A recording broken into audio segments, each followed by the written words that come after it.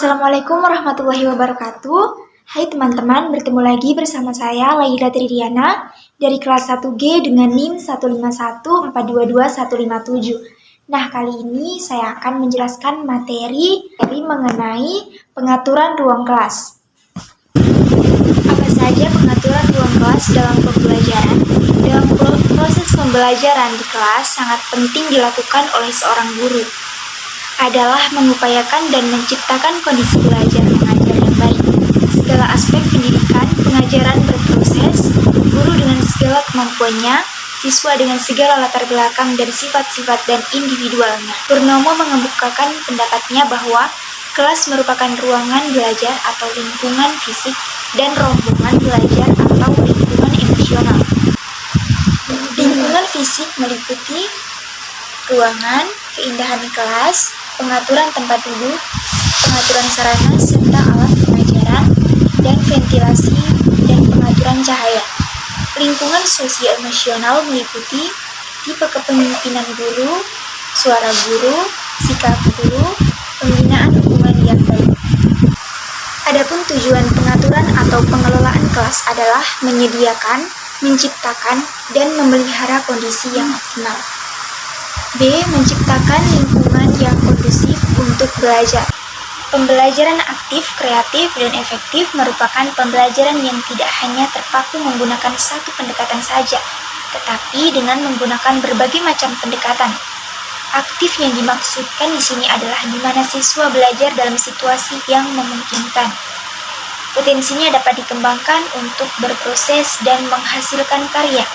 Kreatif yaitu adanya karya yang memiliki tujuan yang sama, tetapi dengan bentuk kreasi yang berbeda antara siswa yang satu dengan siswa yang lainnya. Efektif maksudnya adalah pembelajaran yang mendorong aktivitas dan kreativitas siswa untuk mencapai suatu tujuan.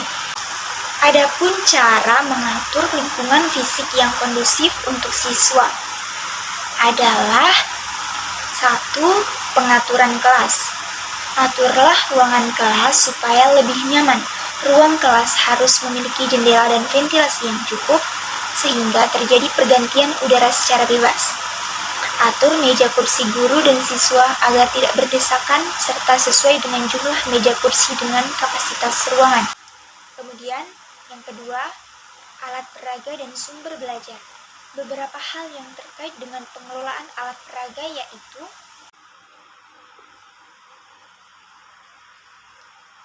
alat peraga diletakkan pada tempat yang mudah dijangkau siswa dan tetap aman.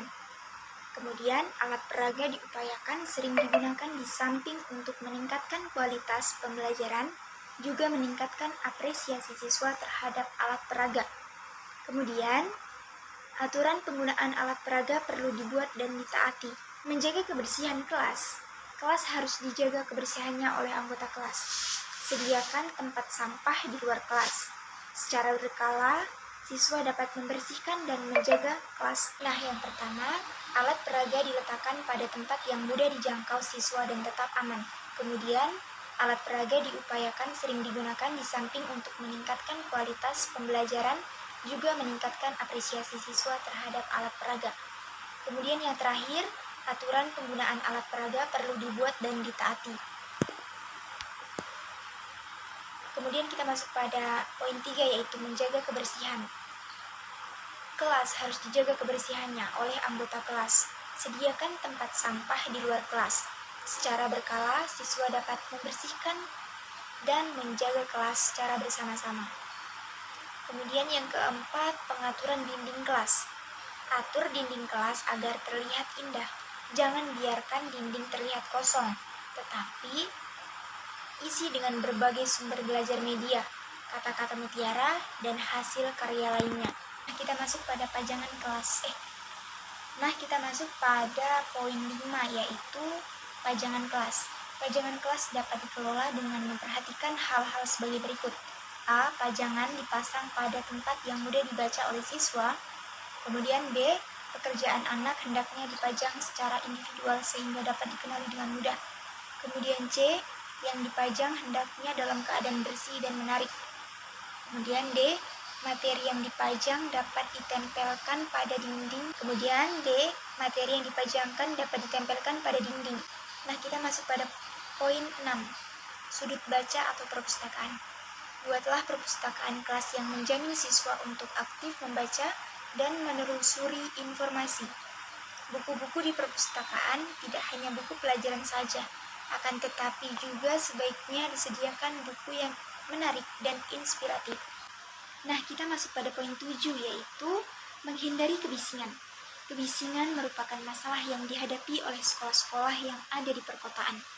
Biasanya, di kota terdapat bangunan ruang kelas yang dekat dengan jalan raya. 8. Sediakan tempat bersosialisasi. Sekolah bukan hanya untuk tempat belajar, tetapi tempat bersosialisasi. Cara mengatur lingkungan non-fisik sebagai berikut. A.